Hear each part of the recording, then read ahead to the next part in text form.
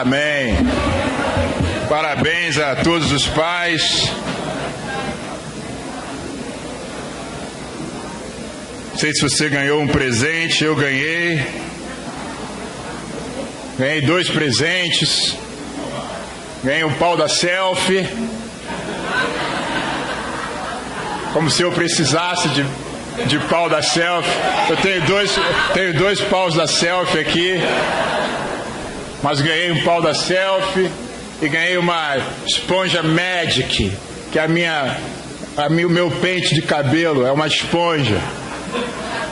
E uma caixa maravilhosa para guardar a minha esponja e os meus cremes para ficar com black maneiro.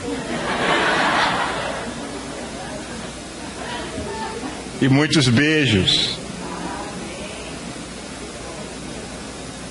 Mas queria abrir em Gênesis capítulo 12 e hoje eu quero falar sobre um atributo de Deus. Nós temos estudado sobre as qualidades de Deus, temos encorajado a igreja a estudar sobre isso, a ler sobre isso, com o intuito de que nós possamos conhecer mais a Deus e dessa maneira confiar mais a nossa vida a Ele, os nossos sonhos a Ele, entregar nossas preocupações a Ele.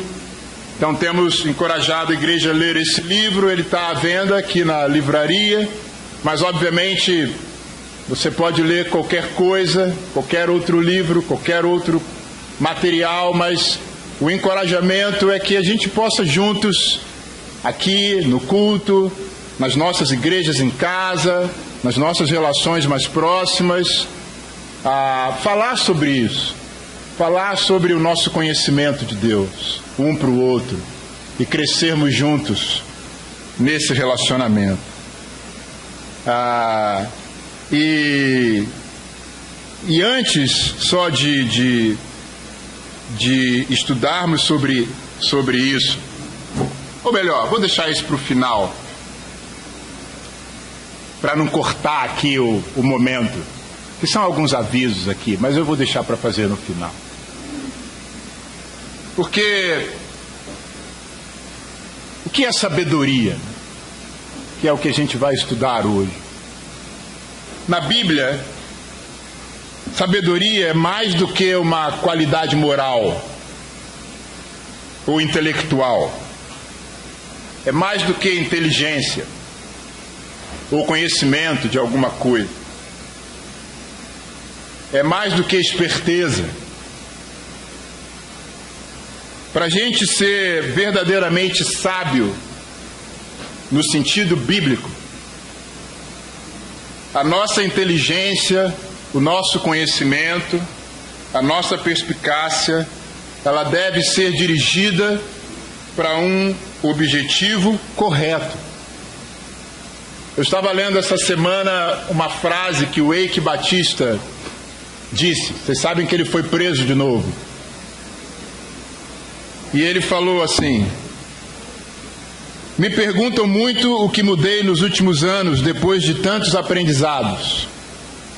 Eu diria que a maior mudança foi nos valores empregados às pequenas coisas da vida.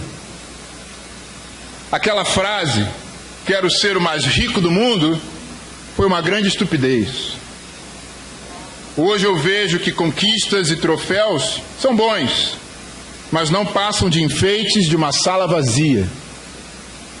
Ser o mais rico não deve ser o objetivo principal da vida. Devemos almejar ser o mais generoso, o mais íntegro e o mais feliz possível.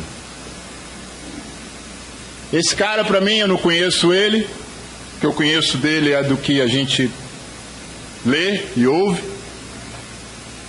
E me parece que ele fez algumas coisas erradas ao longo da vida dele. E ele está pagando por isso. Mas ele, para mim, é um exemplo de um homem sábio, inteligentíssimo, que ganhou muito dinheiro, e tem muito dinheiro até hoje, mas que usou e usa, talvez, espero que isso aqui tenha sido sincero da parte dele, mas que usou do seu conhecimento, da sua perspicácia, da sua inteligência, por uma finalidade que não foi correta. E ele está pagando por isso, muito seriamente. Sabedoria é poder, é você conseguir ver o que é a melhor escolha para você alcançar um determinado alvo e enxergar os meios para conquistar aquilo, os meios íntegros. Deus, Ele é sábio. Assim como a bondade, assim como o poder, assim como a verdade, a sabedoria é uma essência de Deus. Faz parte da essência de Deus. Em Isaías 40, a Bíblia fala: povo de Israel, por que você se queixa dizendo, o Senhor não se importa conosco? O nosso Deus não se interessa pela nossa situação. Será que vocês não sabem? Será que nunca ouviram falar disso? O Senhor é o Deus eterno, Ele criou o mundo inteiro.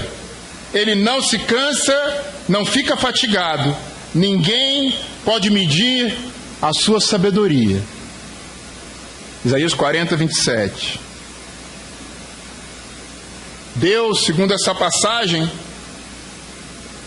o povo de Deus estava sofrendo e pelo sofrimento que eles estavam passando, eles estavam achando que Deus havia o abandonado, que Deus o havia desistido deles, deixado eles ao léu. Mas aqui o profeta está falando: olha, Deus criou o mundo e ninguém pode medir a sua sabedoria. O que estava acontecendo naquela época, naquele momento na vida do povo de Deus, não fugia à sabedoria de Deus, que para eles não era alcançável, não era possível de se enxergar, mas Deus estava, por meio da sabedoria dele, agindo na vida deles. A sabedoria de Deus nunca foi e nunca é, o propósito dela nunca foi e nunca será para nos deixar felizes, para manter o mundo feliz. Deus não me prometeu uma vida sem luta, sem prova, uma vida fácil. Não há essa promessa nas Escrituras. Então, se não é isso, o que Deus pretende então? Qual é o objetivo de Deus na minha vida? Qual é o desejo de Deus? Eu acredito que, embora a humanidade tenha caído em pecado, a vontade de Deus, no princípio de tudo, de ter o homem e a mulher em comunhão plena com Ele, esse sonho de Deus, de nos ter ao lado dEle, de ver o nosso amor por Ele, e ter o amor dele por nós correspondido, que esse sonho de Deus, esse plano de Deus, ele não se apagou. Esse desejo de Deus ainda é vivo, ainda é real. E Deus usa da sabedoria dele para mover a minha vida, para arrumar a minha vida, de forma com que eu volte a experimentar com Ele aquilo que Ele planejou lá no princípio de tudo, que sou eu viver numa perfeita harmonia e confiança ao lado dele. Essa semana, um dos meus filhos fez uma peneira na escola para o time de futebol. Ele joga futebol aqui no clube municipal e estava tendo uma peneira na escola para um campeonato que vai ter no colégio. E aí ele falou comigo, eu não pude ir no dia dessa peneira, foi a mãe que foi e acompanhou. E aí o resultado seria quinta ou sexta-feira. E durante a semana a gente falou sobre isso. Eu falei, filho, eu vou orar por você, vai dar tudo certo. Ele estava ansioso, que ele gosta de jogar bola, e estava ansioso com o resultado. Aí o resultado era na sexta-feira, então, e eu fiquei ali no trabalho esperando uma mensagem dele, um WhatsApp dele para compartilhar a notícia, e o WhatsApp não vinha, a mensagem não vinha. Aí eu pensei, bom, ou o resultado não saiu, ou ele não foi convocado, ele não foi aprovado. E fiquei naquela agonia. Aí cheguei em casa no final do expediente, abri a porta, ele estava sentado no sofá. Aí ele virou e falou, pai, eu passei. Assim que eu entrei em casa. Aí eu falei, puxa, o papai ficou esperando você mandar um WhatsApp para antecipar a notícia. Aí ele virou para mim e falou, não, pai, eu quis falar pessoalmente.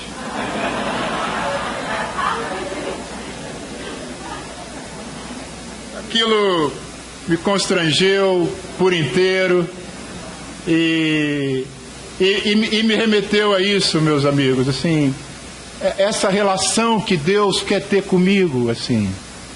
Só quem é pai que entende isso, ou quem é mãe, né? Que entende isso que eu acabei de falar aqui. E perceber que Deus me quer assim. Ele fica ansioso com as minhas notícias e ele torce por mim, ele acredita em mim, ele quer o melhor para mim, ele tem planos incríveis para mim. Enquanto eu não falo, ele fica ali. E aí eu quero falar, mas eu quero falar olhando nos seus olhos, Pai. Eu quero receber o teu abraço. Eu quero cerrar os punhos junto contigo, Pai, porque você orou, porque você torceu por mim. Esse amor correspondido de pai para com o filho, do filho para com o pai, é isso que eu acredito que Deus deseja restaurar em mim e em todos nós aqui. E Ele usa da sabedoria dEle para fazer isso. E eu acredito que a vida de Abraão, como foi falado aqui domingo passado sobre alguns personagens bíblicos, e eu faço aqui uma conexão com a sabedoria de Deus. Porque se pensarmos na vida de tantos homens na Bíblia, mas especificamente sobre Abraão, a gente consegue extrair o quanto Deus arrumou a vida dele. Deus ordenou a vida dele de tal maneira a torná-lo o homem que ele foi. Em Gênesis capítulo 12, versículo 1, certo dia, o Senhor Deus disse a Abrão, saia da sua terra, do meio dos seus parentes e da casa do seu pai, e vá para uma terra que eu lhe mostrarei. Os seus descendentes vão formar uma grande nação. Eu o abençoarei, o seu nome será famoso, e você será uma bênção para os outros. Abençoarei os que o abençoarem, e amaldiçoarei os que o amaldiçoarem. E por meio de você, eu abençoarei todos os povos do mundo. Abrão tinha 75 anos, quando partiu de Harã, como o Senhor havia ordenado. Deus apareceu na vida desse senhor que estava lá vivendo a vida dele normal, talvez como eu e você, e falou para ele: olha, sai da tua terra e vai para uma terra que eu vou te mostrar. Eu vou te abençoar, você vai ser uma bênção, seu nome vai ser famoso, e por meio de você eu vou abençoar a todos os povos do mundo. E esse Senhor saiu. E aqui começa a história dele, que eu não vou ler todos os capítulos, mas eu te inspiro e te encorajo, te encorajo, né? Mas isso não deixa de ser uma inspiração também, a você ler a história desse homem.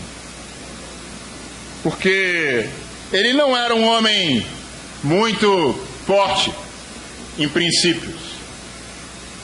Ele disse que a mulher dele era a irmã dele, porque ele ficou com medo de ser morto. Ele tinha um senso de preservação da vida dele. Ele tinha uma promessa de ter um filho, só que a mulher dele não ficava grávida, e ela ficou lá enxuriçando o juízo dele, falando para ele parar de acreditar na promessa de Deus e para ele engravidar a concubina, a escrava. E ele cedeu à pressão da mulher dele. Ele teve relações com a escrava, e a escrava deu um filho para ele. E aí, quando o filho veio, começou a ter uma rixa em casa da mulher dele com a concubina. Elas começaram provavelmente uma disputa ali, e a mulher dele começou a pressionar ele de novo: manda essa mulher embora, junto com o filho dela, eu não quero mais ela aqui dormindo no mesmo teto que eu, ela é uma desgraça, ela está me enchendo o saco, ela é má. E ele nem lembrou: mas foi você que falou para eu ter um filho com ela? Não, ele pegou a mulher e o filho dela e mandou eles, o filho dele, e mandou eles embora.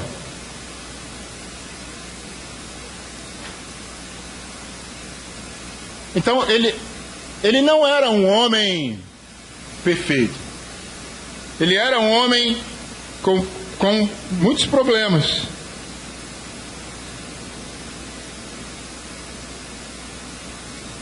Mas Deus lidou com ele, com esse homem que não era nem um pouco heróico, nem um pouco bravo, corajoso. Deus lidou com ele. Deus trabalhou na vida dele. Ele não só foi o homem que criou a primeira aliança com Deus, como ele se tornou um novo homem.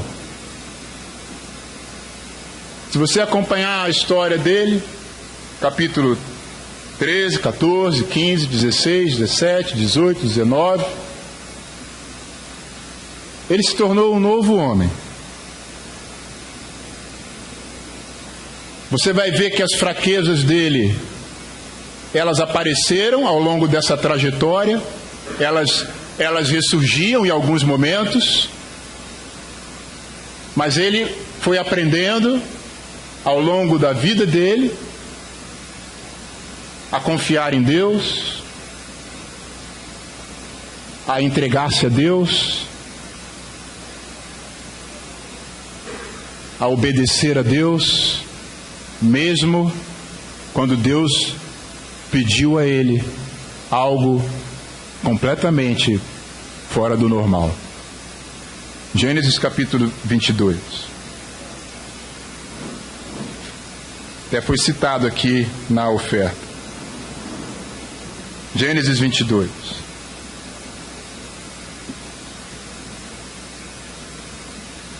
Algum tempo depois, Deus pôs Abrão à prova. Deus o chamou pelo nome e ele respondeu: estou aqui.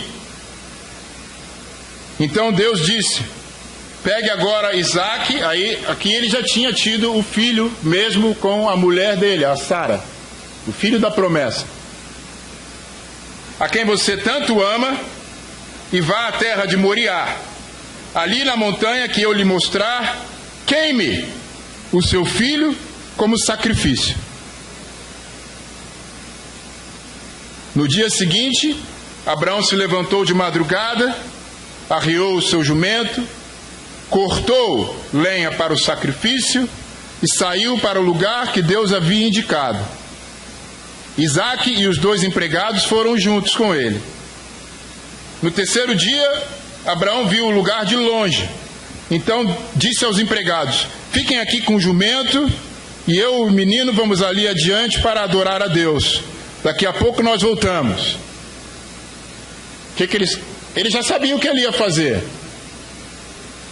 Então ele falou: eu não quero que ninguém veja o que vai acontecer aqui, porque o que eu vou fazer vai ser algo muito difícil e muito forte.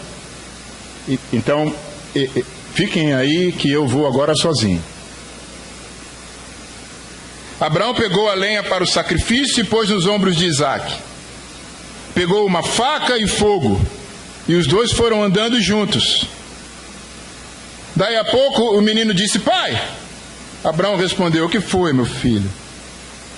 Nós temos a lenha, o fogo, mas onde está o carneirinho para o sacrifício? Imagina, pai, ouvir isso do seu filho.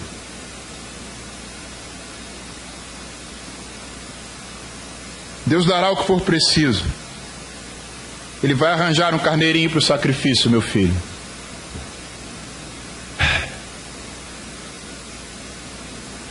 E continuaram a caminhar juntos.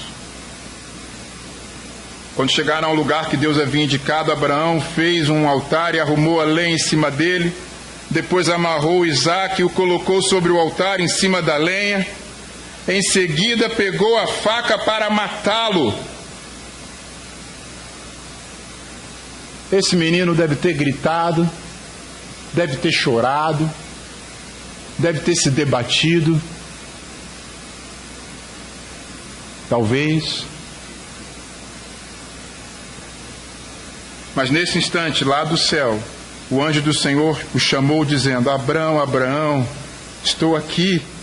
O anjo disse: não machuque o menino e não lhe faça nenhum mal. Agora sei que você teme a Deus, pois não me negou o seu filho, o seu único filho. E aí Deus providencia o carneirinho. Sabedoria de Deus trabalhou de tal maneira na vida desse Senhor, ao longo da trajetória dele,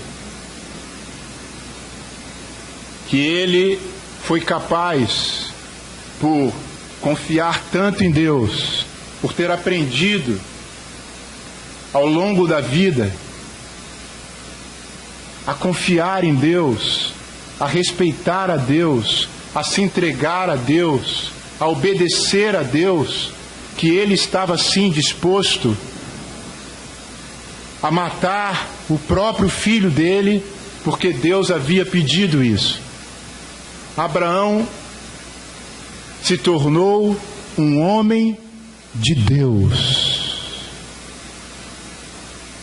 De um homem do mundo, ele passou a ser um homem de Deus.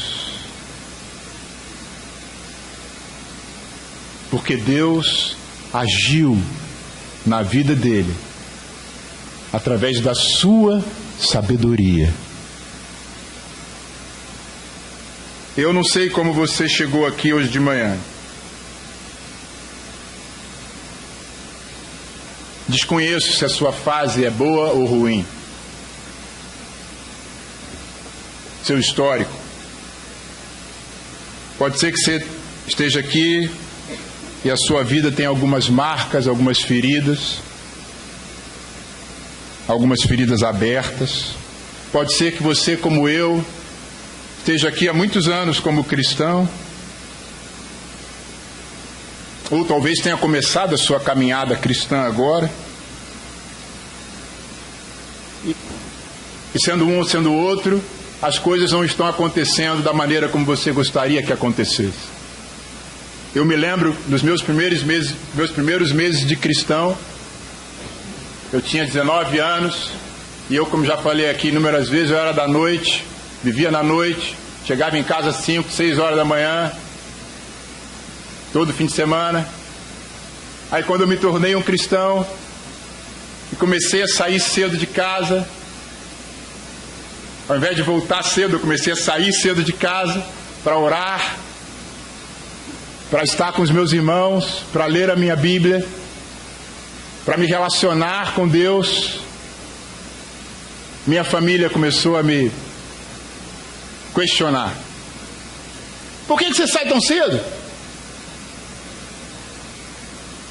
É perigoso sair cedo.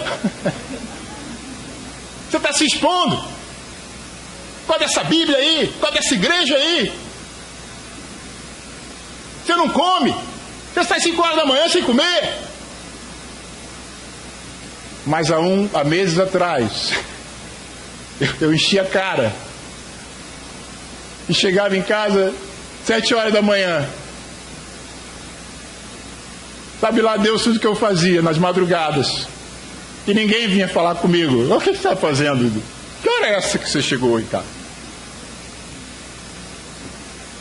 Aí eu não entendia por que as coisas estavam acontecendo desse jeito.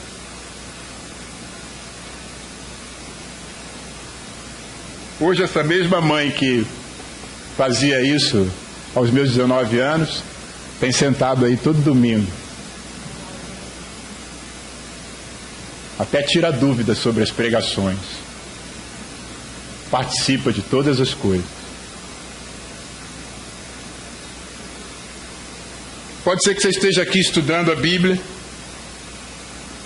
e esteja se deparando com alguns desafios de mudança.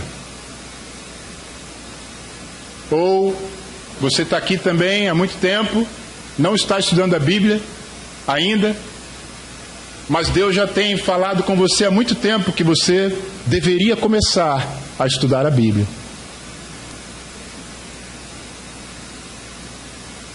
Eu já estive aqui numa igreja que a cada semana tinha novos convertidos. A cada semana tinha batismo, tinham pessoas novas. E eu já estive aqui numa igreja onde os membros pararam de vir no culto. Eu já estive aqui cheio de sonhos e com uma fé capaz de mover montanhas, a ponto de eu largar minha faculdade, largar minha casa e ir embora como missionário para um lugar onde eu nunca fui. E eu já estive aqui desanimado, com medo, vendo tudo aquilo que eu tinha sonhado e me entregado desmoronando, e vendo amigos meus desistindo dos seus sonhos.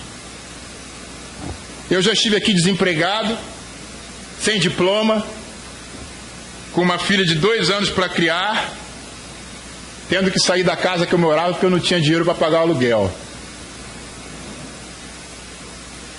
E eu já estive aqui celebrando o primeiro lugar em um concurso público federal. Eu já estive aqui com uma esposa grávida de trigêmeos, com barrigão, que nem, tava nem para... E eu já estive aqui pedindo oração por essa mesma esposa, que ela estava numa mesa de cirurgia, correndo risco de vida. Eu já estive aqui com um irmão bonito, sadio, forte, talentoso, falando dele. E eu já estive aqui de luto, como estou até hoje, com a partida dele. Eu já estive aqui sofrendo, porque minha filha na pré-adolescência não queria mais vir à igreja. não queria ir na nova geração. E eu já estive aqui constrangido com o testemunho da minha filha sobre o que a cruz de Cristo representa na vida dela. Por que eu quis fazer essa rememoração da minha vida? Não é para que você conheça a minha história, não, porque você está cansado de ouvir minhas histórias. Mas é para que você faça a sua. E para que você perceba o quanto na sua vida você teve bons e maus momentos. O quanto na sua vida também você teve derrotas e vitórias. O quanto na sua vida você teve alegrias e tristezas, frustrações e recompensas. O que é isso, amigos, irmãos? É a sabedoria de Deus arrumando a sua vida, ordenando a sua vida, costurando a sua e a minha vida. Com que objetivo? De nos fazer, talvez, voltar ao que era antes, ao que nós tínhamos lá no princípio de tudo, a esse amor, a essa confiança, a essa entrega que Abraão, ainda com todas as suas imperfeições ao longo da trajetória, com todas as suas recaídas, com todos os seus maus momentos, ele aprendeu. E Deus falou para ele: Abraão, eu vi que você não me negou o que você tinha de mais precioso. De fato, você é um homem de Deus e não mais um homem do mundo. Então, quando coisas inesperadas acontecem conosco, a gente precisa se esforçar, eu preciso me esforçar para acreditar que Deus, na sua sabedoria, está trabalhando alguma coisa em mim, está agindo de acordo com esse propósito, de me fazer voltar para Ele. Talvez me dá mais paciência, mais compaixão, mais humildade, mais mansidão.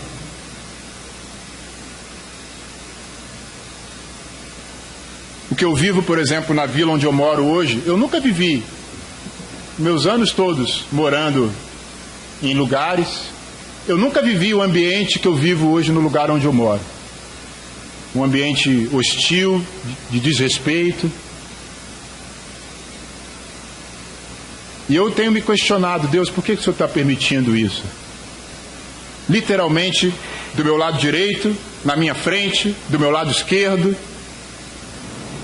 Por que eu não comprei uma casa lá no início da vila? Que eu não ia ver nada, não ia perceber nada, não ia ouvir nada. E eu estou remoendo isso dentro de mim,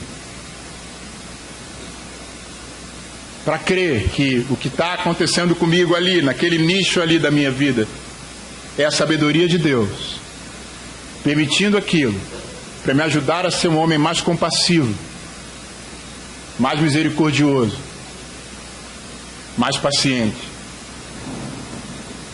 Talvez o que está acontecendo na sua vida seja para você perder a confiança exacerbada que você tem em você, enxergar o seu orgulho, sua presunção. Talvez o que Deus está querendo é só que eu e você cheguemos mais perto dele, só isso. Ele só quer que você volte a orar, que você volte a ler a Bíblia, que você volte a cantar, que você volte a ficar na presença dele. Ou talvez ele está preparando você para um trabalho, para um serviço, para uma obra que você nem consegue enxergar. como ele fez com Abraão, e como ele fez aqui também com o apóstolo Paulo, em 2 de Coríntios, capítulo 1, versículo 3. Louvado seja, 2 de Coríntios, capítulo 1, versículo 3, louvado seja o Deus e Pai do nosso Senhor Jesus Cristo, o Pai bondoso, o Deus de quem todos recebem ajuda. Ele nos auxilia em todas as nossas aflições, para podermos ajudar os que têm as mesmas aflições que nós temos, e nós damos aos outros a mesma ajuda que recebemos. Talvez o que você tem atravessado na vida hoje, que você não entenda, que você não consegue alcançar o porquê, não compreende o porquê. Talvez Deus, na sua sabedoria, esteja arrumando a sua vida, esteja ordenando a sua vida nessa direção, para que lá na frente você possa vir, caso você amadureça, caso você aprenda com tudo isso, a confiar nele, a se entregar a ele, a obedecer a ele. Talvez lá na frente você vai se deparar com uma pessoa ou com uma situação onde Deus vai usar você para ajudar, ou aonde Deus vai lembrar você: olha, você já passou por isso lá atrás, lembra? E você superou.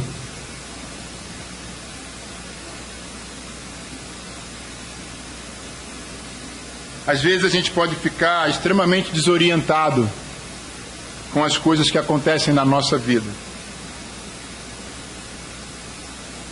Mas Deus sabe exatamente o que Ele está fazendo.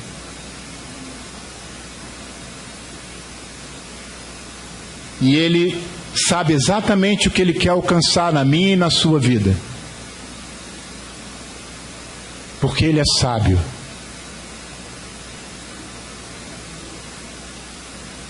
Em tudo Ele é sábio. Sempre Ele é sábio. Então, para concluir, de que maneira então eu posso enfrentar situações difíceis, desconcertantes na vida, se eu não consigo ver naquele momento ali o que Deus está querendo? Eu tenho aprendido duas coisas, ou buscado aprender duas coisas. Primeiro, acreditar que aquela circunstância, que aquela situação, que aquela pessoa, que aquele momento vem de Deus, na sua sabedoria.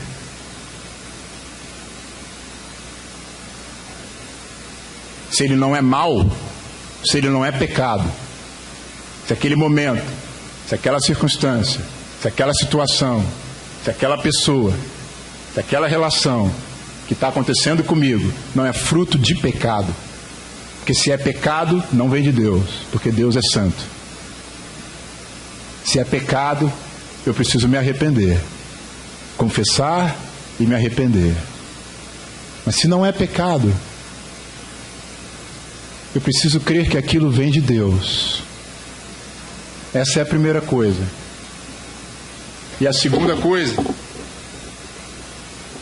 eu preciso procurar no Evangelho a maneira como a Bíblia me ensina, como a autoridade de Deus me ensina a reagir diante daquela determinada situação. Eu preciso buscar a vontade de Deus, a sabedoria de Deus, para que eu venha a lidar com aquela determinada circunstância, situação que a minha vida está sendo acometida.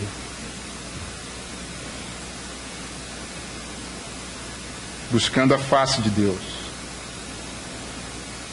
Assim como fez o apóstolo Paulo e como fez Jesus Cristo em Hebreus capítulo 5, versículo 8. A Bíblia fala aqui, Hebreus 5, versículo 8. Porque às vezes os problemas e as circunstâncias que a gente enfrenta, elas vão ter no mínimo, o propósito de nos fazer mais humildes. Às vezes elas não vão fazer nada. Mas se tem uma única coisa que as circunstâncias da vida têm a capacidade de nos tornar, é mais humildes.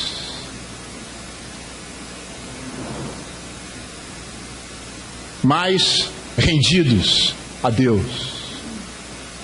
Em Hebreus 5, para terminar, embora fosse o Filho de Deus, ele aprendeu por meio dos seus sofrimentos a ser obediente.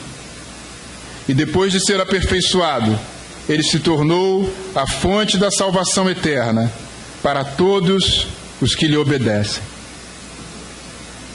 Hebreus 5, versículo 8. Com Jesus não foi diferente. Deus, na sua sabedoria, ordenou a vida dele, arrumou a vida dele, de tal maneira que um dia ele se tornou a fonte de salvação para todos os que lhe obedecem. Então, meus amigos, minhas amigas, que nós possamos apreciar a sabedoria de Deus, mesmo quando a gente não está entendendo o que está acontecendo, mas que a gente creia que Deus está agindo na sua sabedoria, arrumando a nossa vida, com um único objetivo, de nos fazer voltar ao princípio de tudo, e nos tornar homem e mulher de Deus. Vamos fazer uma oração e em seguida dar alguns breves avisos aqui.